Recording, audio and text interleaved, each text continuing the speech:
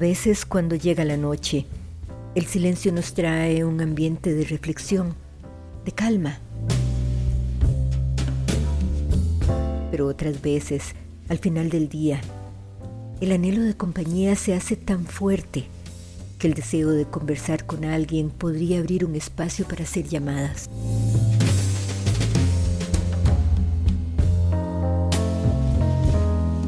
A veces no queremos estar solos. A veces, al final del día, quisiéramos conversar con alguien de cualquier cosa.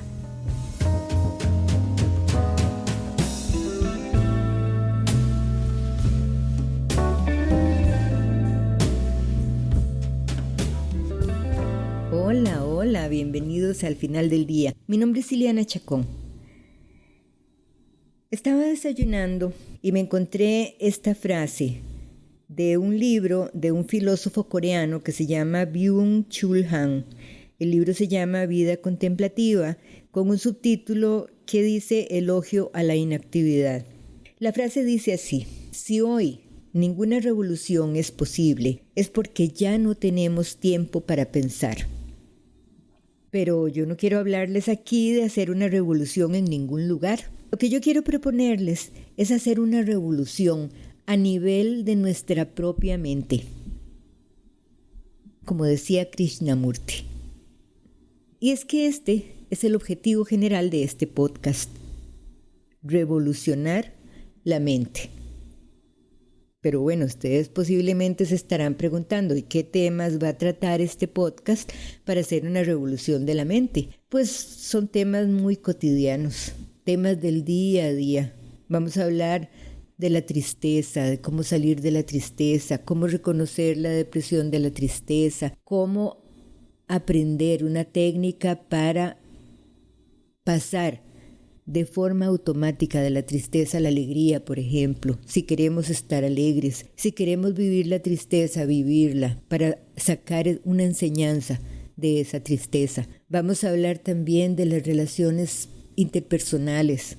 Vamos a hablar del fracaso, que nadie habla del fracaso. Vamos a hablar de cómo autorrealizarnos, de cómo iniciar un proceso de crecimiento, de meta-evolución. Vamos a hablar de un montón de cosas que son sacadas del día a día.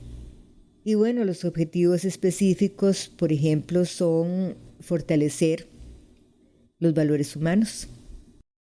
El segundo, promover el proceso de individuación.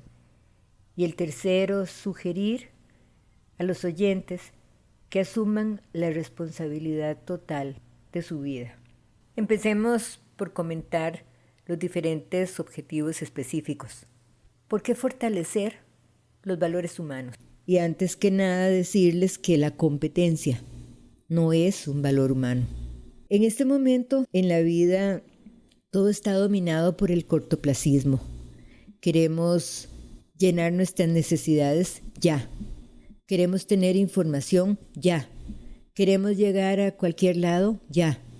No disfrutamos de los intentos por llegar a o por tener algo. Todo lo queremos ya, sin detenernos a nada más. Entonces, los valores humanos ya no tienen mucha importancia. Ya no caben dentro de este cortoplacismo, dentro de esta lucha por lograr cosas, por ganarle al otro, por llegar primero. Ya no calzan dentro de esta vida que estamos viviendo tan frenética.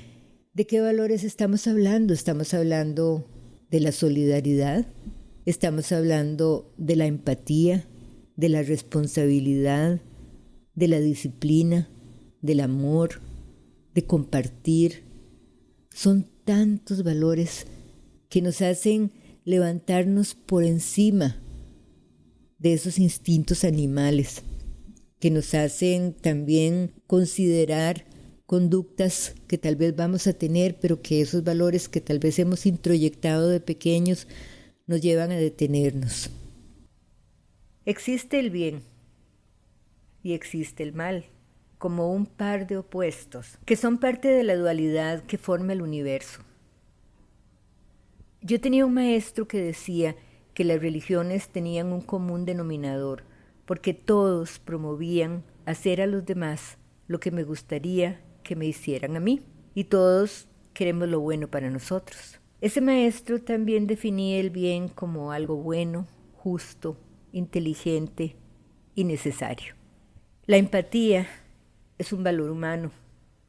Cultivar la capacidad de ponernos en los zapatos del otro antes de juzgarlo es algo bueno, justo, inteligente y necesario. ¿Qué creen? Otro objetivo específico de este podcast es promover el proceso de individuación. Nos vamos a basar mucho en Jung, vamos a hablar mucho de Jung, porque este proceso de individuación está basado en la teoría de Jung. Entonces vamos a hablar de los arquetipos, vamos a hablar de como la sombra, como la persona, como el héroe, el niño, la madre.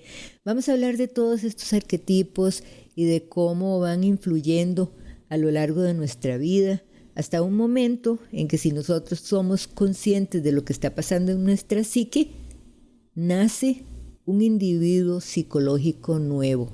Ese es el proceso de individuación. Al final del día, ya regresamos.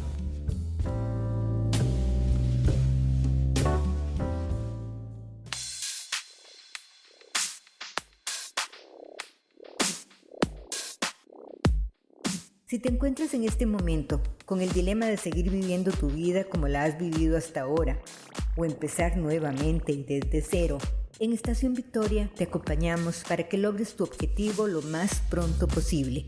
Visita nuestro sitio estacionvictoria.com para más información.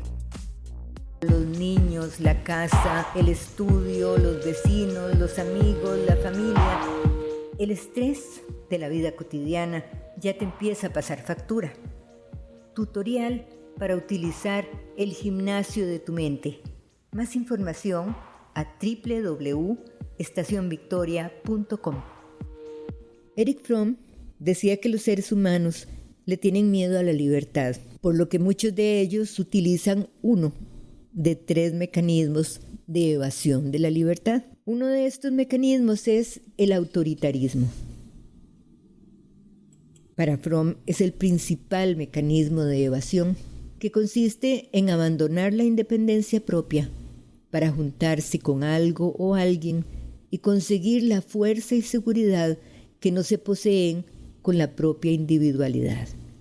A partir del autoritarismo aparecen el sadismo y el masoquismo, cuya base Fromm denomina como simbiosis.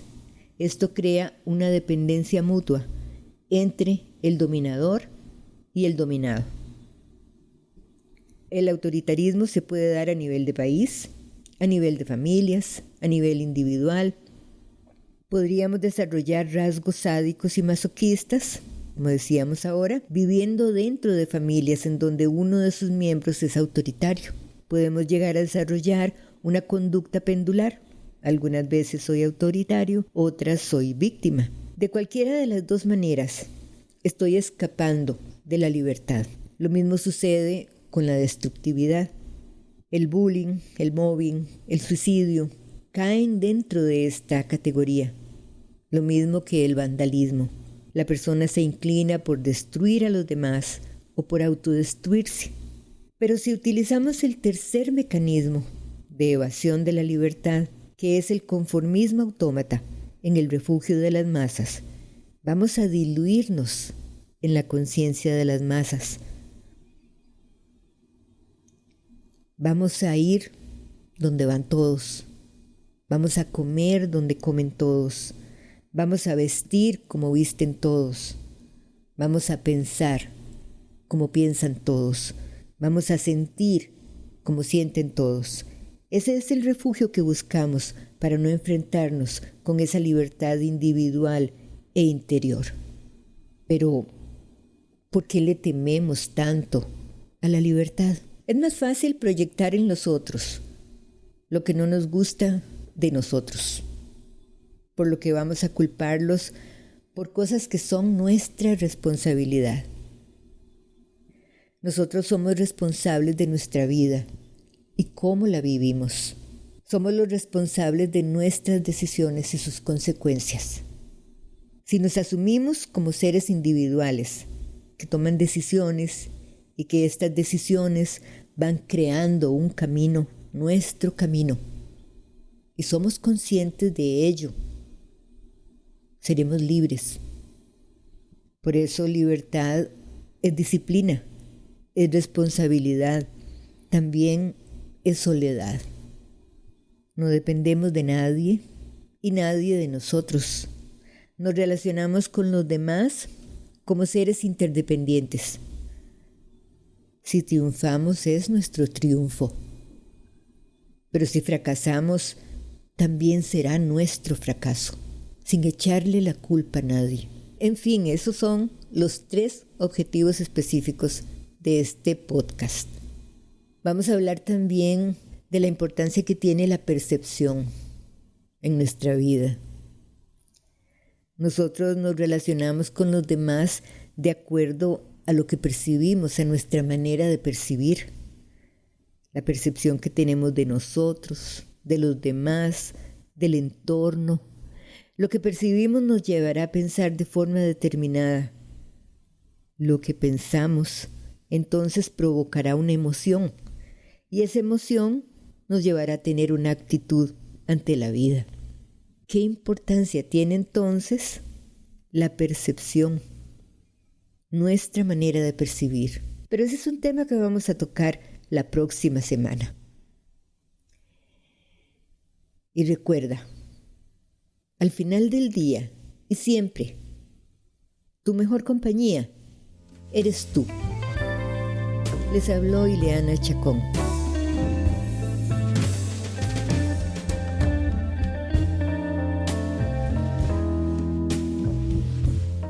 Al final del día y siempre, tu mejor compañía eres tú.